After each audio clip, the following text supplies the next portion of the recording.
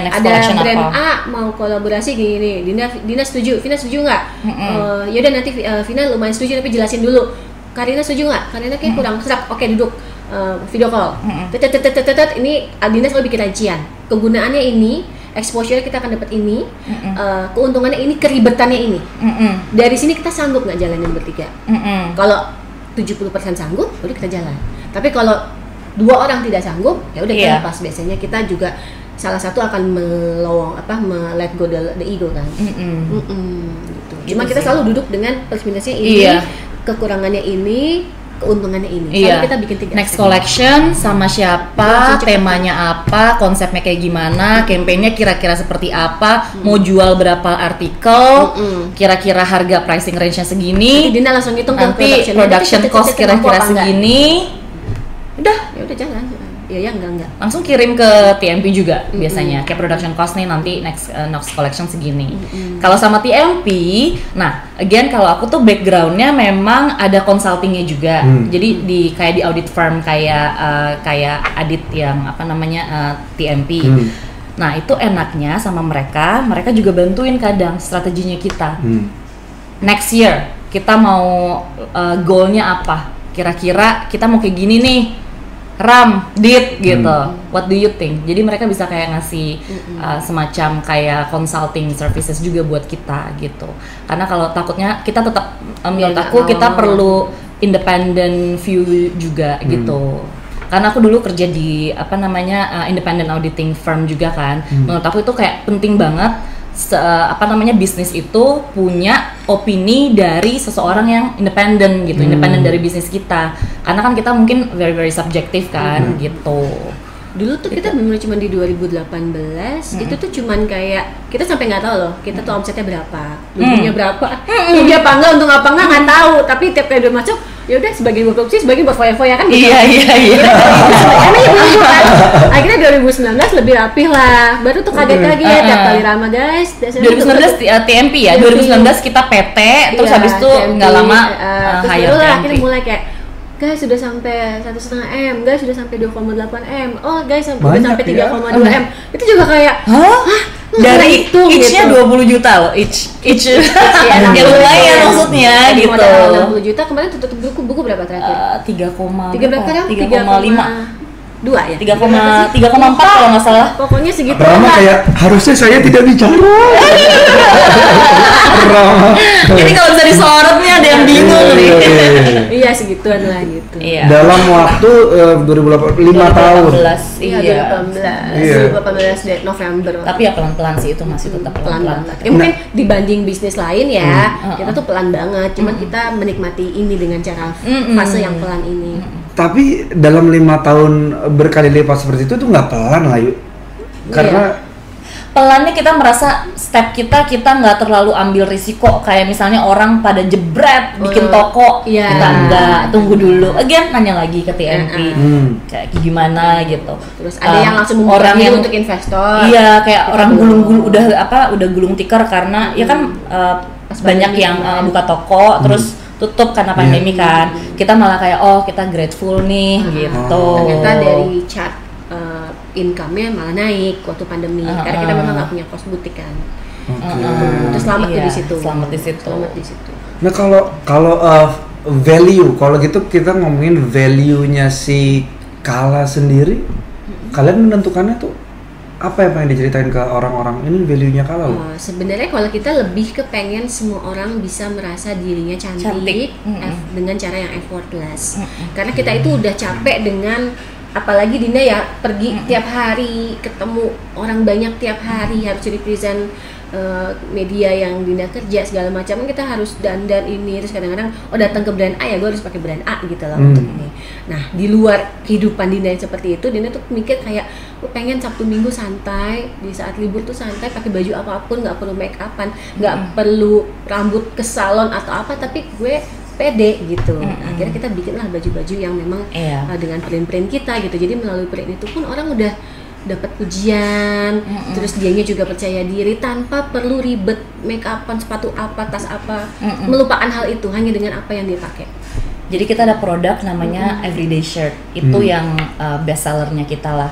Itu orang even udah hafal dengan nama produknya sendiri, which is Everyday Shirt itu. Itu yang tadi Dinda sebut. Jadi benar-benar bisa dipakai. Ini sayang kita berdua lagi nggak pakai sih ya. Bisa dipakai sehari-hari, tapi bisa dipakai buat ke kantor juga, bisa dipakai buat formal event juga. Kayak gitulah gitu. Jadi benar-benar tuh produknya kita. Pengen membuat orang cantik, merasa cantik tanpa effort. Iya.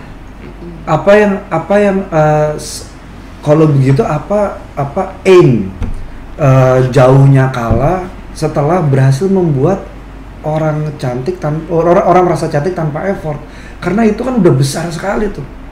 Dan perjalanan ini, angka yang disebutin tadi adalah bukti kalau kalian berhasil gitu. Banyak yang orang merasa cantik makanya datang lagi dong. Iya, betul. Apalagi setelah membuat orang merasa cantik tanpa effortless, apalagi kalau tujuannya kemana lagi? Kita sih ya mungkin lebih ke sustainable, eco-friendly. Tapi itu kalau dari sisi produknya itu adalah challenge untuk semua brand, nggak cuma kita. Karena at the moment di Indonesia it's very very difficult untuk sources untuk dapetin si eco-friendly material lah gitu. Itu sih paling jadi soalnya kalau eco-friendly material ini, kalau ini kan maksudnya kebanyakan baju kan polyester, dia susah terurai jadi sampah. Jadi ujung-ujungnya kan waste gitu kan. Nah kalau misalnya eco-friendly ini dia tuh biodegradable, compostable, jadi bisa terurai dengan seiringnya waktu gitu. Jadi lebih safe environment aja. Kita mau ke arah situ sih. Memang proses thriftingnya tidak mudah karena memang proses produksi dengan eco material fabric itu akan lebih panjang, take longer, and kadang-kadang menjadi lebih banyak costnya. Tapi we're getting there gitu. Jadi di setiap tahun koleksinya kita selang-seling sama yang eco-friendly fabric. Jadi biasanya kalau nggak eco bisa 2 bulan. Kalau yang eco tuh benar-benar unpredictable, bisa kayak 6 bulan produksi, bisa 10 bulan, tergantung waiting list. Karena si serat ini kan harus diproses sedemikian rupa, yang prosesnya jauh lebih panjang dibanding proses kain polyester gitu. Berarti pertanyaan yang aku penasaran banget adalah apa kalian nggak punya brand turunan yang lebih fast fashion? Fast fashion udah nggak mungkin. Fast fashion yang nggak mungkin karena itu memang yang sudah ditentang oleh banyak orang di dunia ini. Jadi kita memang tidak ke arah fast fashion. Dalam satu koleksi pun kita juga limited ya, selalu nggak lebih dari 16 SKU. Supaya apa? Supaya orang tuh benar-benar belinya juga disayang-sayang, dipakainya dalam waktu yang lama, dan kita menyisipkan hasta karya dari seniman itu, sehingga itu menjadi collectible item yang mereka akan save. Karena kan belum tentu loh, aku mampu beli karya seniman si A, si B, si C, yang mungkin harganya ratusan juta gitu kan. Sedangkan dengan baju Kala dengan harga seperti itu, tapi kita bisa mengagumi karya-karya seniman yang kita kagumi itu, dan itu menjadi barang pakai di badan kita sampai kapanpun kita bisa tetap pakai. Ya sama ya, appreciate art from different perspective gitu. Yang tadi juga yang Dinda bilang, karena kita bisa PO dari koleksi yang lalu-lalu, itu sampai sekarang masih ada yang minta misalnya bajunya yang kita kolaborasi mungkin sama yang awal tuh Tasya Hadiutomo atau Asya Toto gitu, which is itu kayak 4 tahun yang lalu gitu. Karena art itu kan forever ya, nggak bisa kayak nggak kayak dia bukan tren lah. Jadi kita dapat itunya. Kalau soalnya kan sebenarnya kalau fashion kan seasonal kan, model kayak gini tuh cuman ada di tahun ini gitu. Walaupun sebenarnya nanti balik lagi sih. Tapi kita karena ada masukin art sense-nya, jadi orang tuh masih tetap beli even yang koleksi kita 4 tahun lalu gitu. Memang siluet yang kita pilih siluet yang benar-benar everyday use gitu loh, nggak yang seasonal banget sih. Iya. Oke. Jadi supaya bisa long term. Long term goal-nya udah ada, value-nya mungkin bisa dikategorikan udah tercapai lah. Komunikasi kalian baik, bisnis sama sahabat itu kayak buat orang-orang banyak ya yang kayak gitu. Itu lebih ke orang-orang sih, bukan kitanya yang ragu, tapi justru kayak orang-orang yang ragu sama kayak lo yakin gitu. Iya, apalagi sahabat gitu, kayak selalu ada stigma nanti berantem karena uang. Iya. Again, makanya kita tahu uang tuh very sensitive kan. Kita juga punya temen banyak yang bikin bisnis, sahabat-sahabatnya bikin bisnis, ujung-ujungnya berantem atau ditipu sama temennya sendiri kayak gitu.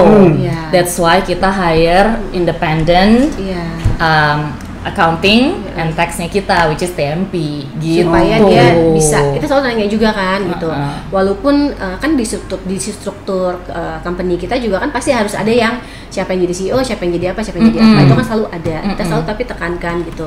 Oh ya udah, karena memang kita lihat juga capability masing-masing kan. Oh ya udah, kayaknya Vina bisa nih ngedirect gini-gini, ya udah dia CEO-nya. Oh ya udah, Dinda jadi operasional karena memang lebih mengenal industri fashion Indonesianya untuk yang pasar Indonesia. Oh ya udah, Karina marketing karena dia memang jiwa marketingnya tinggi banget. Ya udah, di situ pun kita juga langsung setuju ya, maksudnya nggak ada yang lo sih CEO-nya bukan gue. Nggak ada yang kayak gitu sih. Gitu. Jadi dari situ udah berangkat itu setuju, ya udah tinggal jalanin. Tenggatnya kayak gitu. Ya mudah-mudahan sih. Iya, mudah-mudahan sih nggak. Doakan ya. Udah, amin. Semoga ini udah lama. Ini udah keren banget soalnya kan. Dan berarti kalian sudah punya impian orang-orang bekerja bersama sahabat. Udah gitu sistem yang kalian bangun juga bisa memberi makan seniman, orang-orang dan juga para yang pengen punya karyanya tapi nggak bisa. Iya betul. Apa yang masalah yang kalian hadapi itu apa? Masalah apa ya? Ada sih, tantangan-tantangan itu ada. Contohnya kayak misalnya ya tadi kan modal awal memang cuma bisa berangkat dari modal, ini baby step. Mungkin kalau orang lain ngeliatnya kayak ya lo harusnya udah punya toko atau modalnya udah 100 gitu, kan kita enggak gitu kan. Itu satu tantangannya. Kedua, ada banyak limitasi lah karena mungkin Vina nggak bisa di sini 100%, Dinda juga nggak bisa ke kantor tiap hari. Gitu. Jadi mungkin bebannya ada di Karina yang mesti operasional lebih banyak dibanding porsinya dibanding kita, itu tantangan lagi gitu. Terus tantangan berikutnya, to be honest, kayaknya lebih tantangan, tapi bukan beban buat kita. Kita nggak jadikan itu beban, lebih tantangan. Dan kadang-kadang kalau gini, ada kepengen, karena gini, timeline-nya artis atau brand lain beda sama timeline produksinya kita. Itu kita tuh nggak ada timeline yang kayak Maret harus launching, September harus launching, November harus launching. Enggak. Kita misalnya ada dragging harusnya launching Januari jadi Maret misalnya. Kita juga kayak nggak sebel gitu, nggak yang terus kita menyalahkan si A, si B, si C, enggak kayak ya udah deh guys, nanti bulan Februari kita jangan terlalu banyak spend gini karena Maret nih mungkin mesti baru dragging ininya launchingnya ya. Jadi misalnya setahun 4 koleksi, biasanya kalau fashion yang lain brand kita kan per 3 bulan gitu. Kalau kita misalnya Januari launching bisa tiba-tiba nanti abis April Juli gitu. Bisa kayak gitu. Karena kita kolaborasi. Iya, sama si gitu. Sesiapnya si seniman ini. Sesiapnya mereka. Oke. Jadi internal benar-benar nggak ada masalah, eksternalnya paling ya semua tantangannya masih bisa ditanggulangi ya. Iya, karena kita juga tidak sesuai sama timeline kita pun kita nggak terus outputnya marah, nggak outputnya kecewa, karena kita mikir kayak udah mungkin udah jalannya harusnya Maret kali ya, nggak bisa Februari ya sudah. Gitu. Tapi memang kayak along the way, misalnya dari Januari ke April, let's say kan lumayan tuh. Pasti tengah-tengah kita duduk bareng lagi gitu. Video call lagi ini mau ngapain yang gitu. Baru belum launching kita harus ngisi kita ngapain apa, ngelakuin tapi apa. lebih langsung ke solusi. Enggak yang mengadu-adukan, karena nggak ada gunanya kan. Ya, hidup udah susah saya. Jadi langsung aja cari solusi. Apa solusinya? Gitu. Balik ke 60 waktu kalian berdua masih patungan 20 juta. Bikin produk pertama. Jualnya ke siapa? Kita langsung Instagram yang pasti waktu itu. Instagram terus temen awal pertama sih ya first circle of friends dulu gitu. Tapi anehnya di minggu itu sudah punya customer langsung datang gitu kan. Iya langsung customer. Dan lucunya banyak dari customer kita dari koleksi pertama sekarang tuh jadi teman kita. Bahkan tiba-tiba jadi ada yang satu sekolah sama anak kita, kita jadi bestie gitu. Ada yang kayak misalnya kayak jadi gini, kalau kita kan emang very again organik banget kan. Jadi kayak kontennya kita itu isinya ya Dinda, gue, Karina gitu. Kebanyakan gue kadang-kadang karena di sana kan lebih lightingnya lebih bagus ya. Lebih biru ya. Iya. Nah, jadi karena orang tuh udah sering lihat kita bertiga, Jadi kayak ngerasa mungkin udah sering lihat, jadi ngerasa kayak di gue kenal deh sama nih orang gitu. Jadi tiap aku ke Jakarta nih misalnya tiba-tiba suka ada yang kayak, Vin kamu lagi di Jakarta ya? Aku kirimin ini ya gitu, atau kayak kamu main dong ke rumah ketemuan gitu. Padahal tuh totally stranger, nggak kenal sama sekali. Customer. Nah, di 2 tahun pertama kita punya prinsip bahwa kita bertiga harus jadi customer service. Harus. Jadi kita nggak hire admin dari awal. Jadi Vina megang Instagram, Dina megang WhatsApp, Karina megang DM juga lah gitu, berduanya. Jadi kita bertiga ngadepin customer langsung 2 tahun pertama. Baru abis itu kita punya admin. Supaya apa? Supaya kita kenal juga maunya apa, kekurangannya kita apa, pertanyaan mereka apa sih sebenarnya biasa ditanya. Gitu dari situ kita tahu nih waktu kita mempersiapkan admin kita untuk mulai jalanin, jadinya kita tahu nggak yang ini nggak blank banget gitu kan, enggak gitu. Jadi kita tahu tuh customer kita gayanya seperti lebih tahu apa. customer kita. Oh ya udah, kalau WhatsApp itu ya jam 1 pagi, jam 11 pagi, jam 6 pagi ya ladenin aja. Gitu. Hah? Serius? Serius.